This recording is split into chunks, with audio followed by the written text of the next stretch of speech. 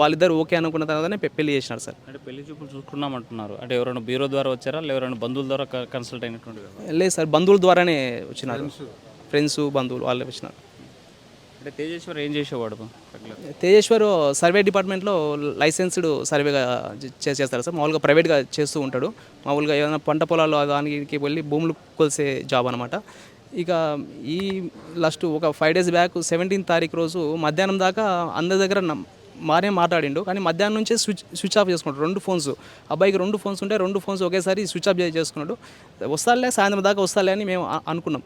కానీ రాత్రి అయ్యేసరికి రాకపోయేసరికి మాకు భయం వేసి మేము పోలీస్ స్టేషన్లో వెళ్ళి కంప్లైంట్ ఇచ్చినాం.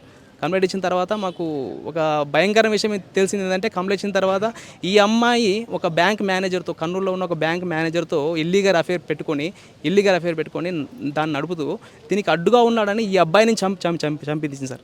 ఇది చాలా దారుణమైన విషయం సార్ అసలుకి.